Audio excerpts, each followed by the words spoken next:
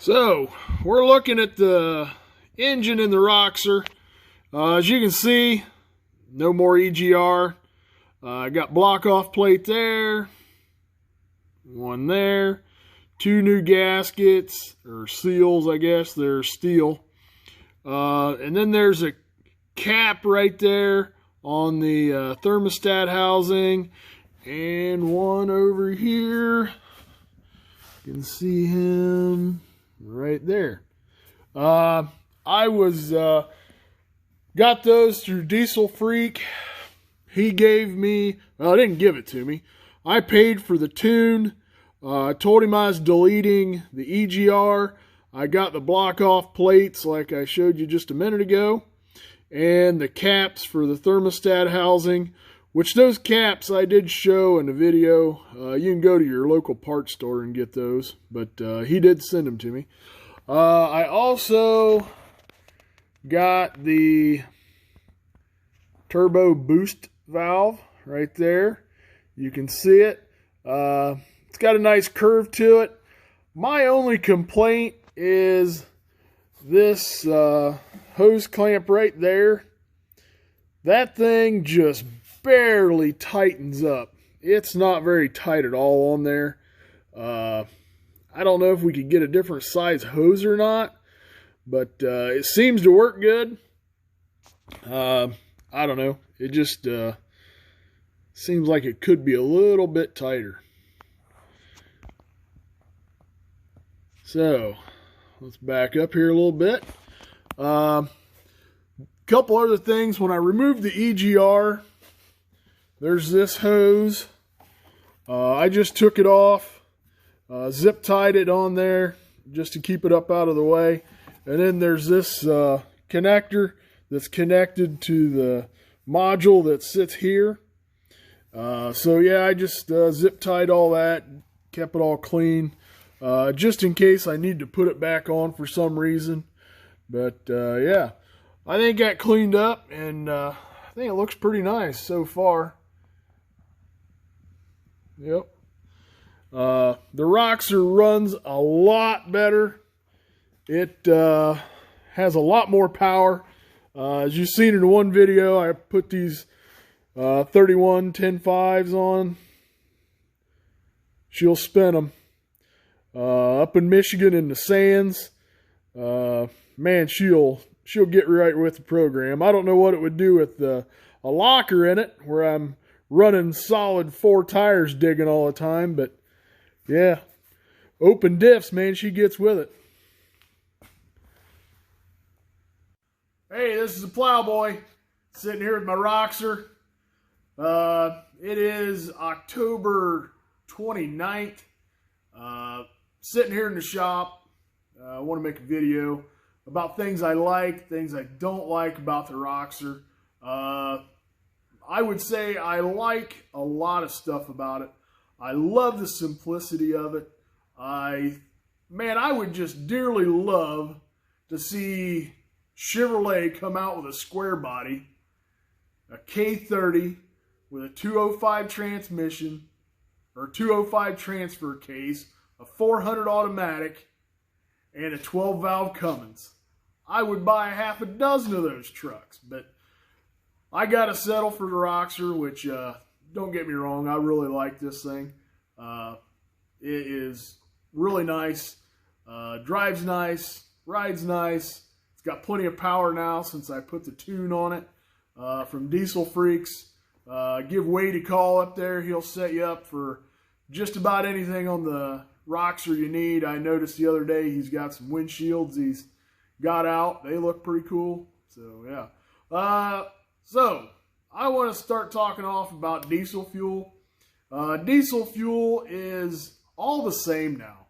Since they went to the Tier 4 emissions on agricultural stuff, tractors, combines, harvesters, forage choppers, all that stuff, all the diesel fuel makeup is the same. So what I've done to my Roxor, I started burning 2-cycle motor oil in it. So what I do, if I put 8 gallons in it, I put in 4 ounces. So the equation is a ½ ounce to the gallon. So it makes it run considerably better, I think. It's very noticeable at an idle. It runs smoother. It doesn't knock near as much. So yeah, take that for what it's worth. I like to use it. I think it also helps lubrication. When they took the sulfur out of the diesel fuel, or not taking it clear out, but when they reduced the amount that they put in, sulfur is your lubricating agent in diesel fuel. So you can take that for what it's worth, but it works pretty good.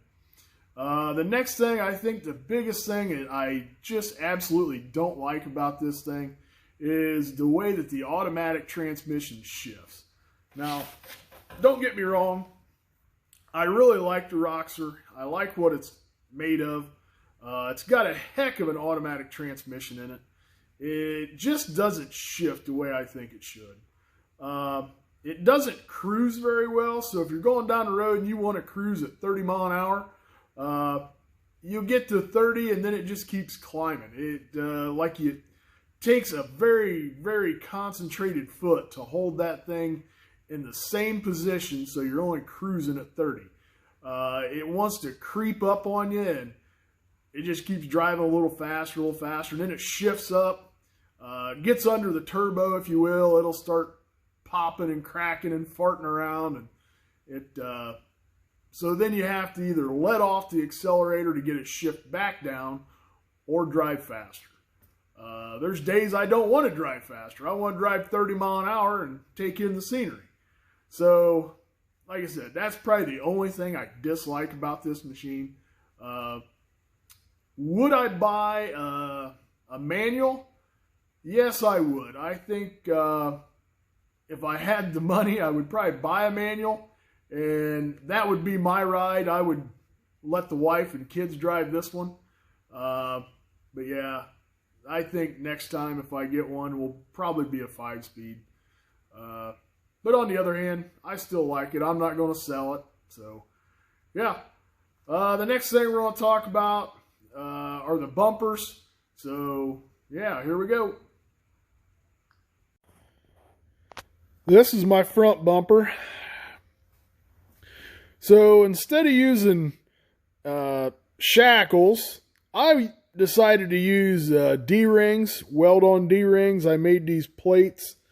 I got 4 M12 cap screws in there that thread through the factory mounts there. You can see them right there. I think they look pretty good. Yeah, I am going to paint these red.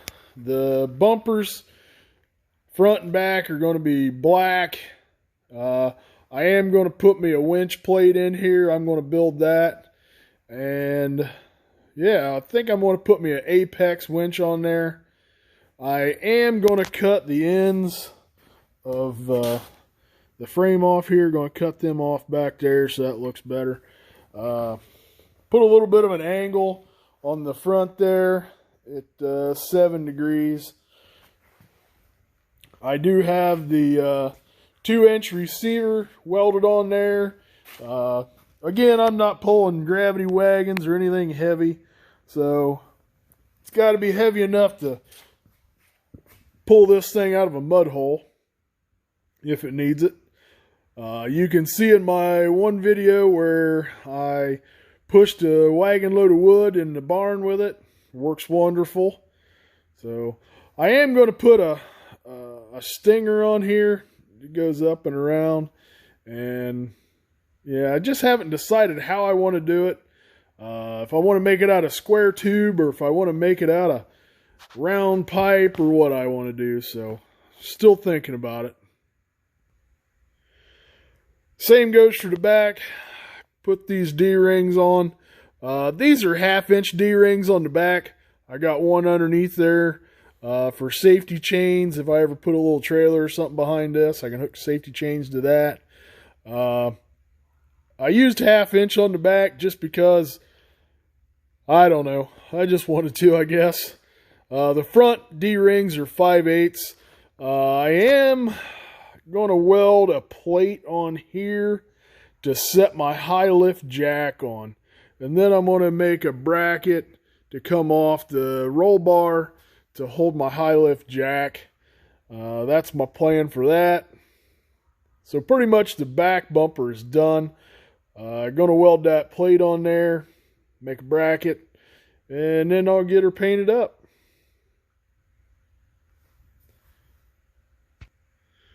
So one of the other things I did real early was I moved this back seat ahead. I believe it was 8 inches. I don't remember right now. I'd have to go back and look. But a full-grown person can sit back here. Now, one thing about it, it's not a lot of room, but you're not going to be in this thing for 6 or 7 hours at a time anyway, so it doesn't have to be super comfortable. But the biggest reason I did that is so I could put this little toolbox back here. I got my little spade in there, round point spade, underneath the seat. Eventually I'm going to make a bracket on the roll bar for that. So, yeah, I got some straps in there. Got old pintle hitch guy gave me. Made a plate, drilled and tapped the holes, welded a nice piece of 2-inch tube to it, which I actually milled a pocket in it, run the tube through it. So I welded on this side and on the other. So it's going to take a lot more than this Roxor to pull that thing apart. Got a little bag there with some essentials in it, tire plugs, matches and stuff like that. Small Craftsman tool set down here in the bottom. Metric. For now, buried down in there, I got some chains. I got a come along down in there. Yeah, that's what I got in the back there in the little toolbox. This toolbox is 12 inches by 30 inches and 10 inches tall. I think it fits in there really nice.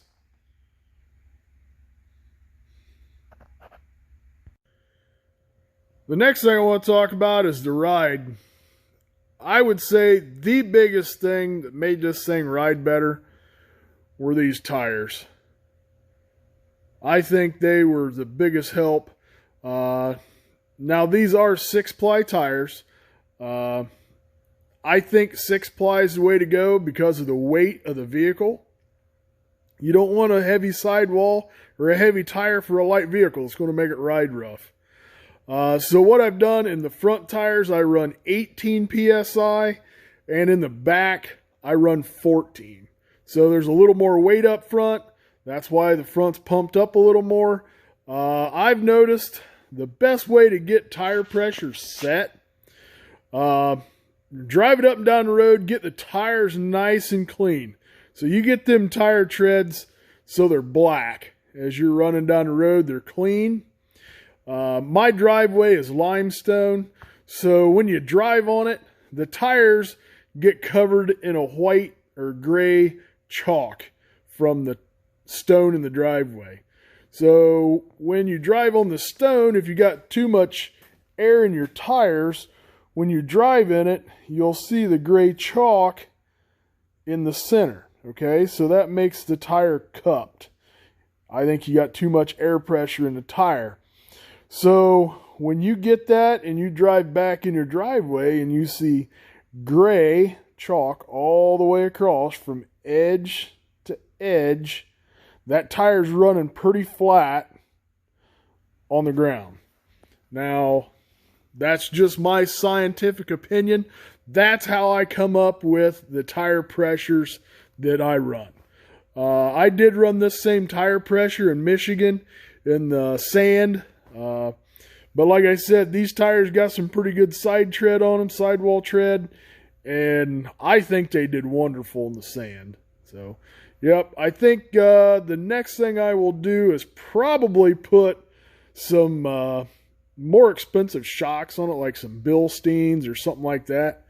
You get into them little short, rough patches up there on the trails, and it would take the old Roxor down to 5 miles an hour. it just about made you want to puke. You were bouncing back and forth so much. When the trails would get all moguled up, and they would have the bumps about every 12 inches, but if they were 2 feet across or even 18 inches apart, this thing would eat them up like a champ. So yeah, that's what I got to say about the ride. If you remember back earlier when I put the 2.5-inch Adderley spring on the front, I don't think it changed the ride that much. Sure, it made the front end a little stiffer, but I think it's just fine the way it is. It suits me. The other thing is I did not put any longer brake lines on there. And man, there's plenty of slack in that. And I had her tweaked corner to corner, and I've never seen it really tight. Could it come off of there? Could I hit it someday? Yeah, maybe. It might pop off. But that's what the emergency brake's for, isn't it? Thanks again. This is the Plowboy signing off. If you got any questions, or if I can help you with any Roxor ideas or anything like that, or how I did something, or what I can help you with, hey, drop me a comment. Yeah, give me a comment. Give me some thumbs up on this video. The first video I did on the review, it's pushing 4,000 views. I think that's pretty awesome. I hope this one gets as many, if not more. Hit 100 subscribers this week. Thanks a lot. Hawk out.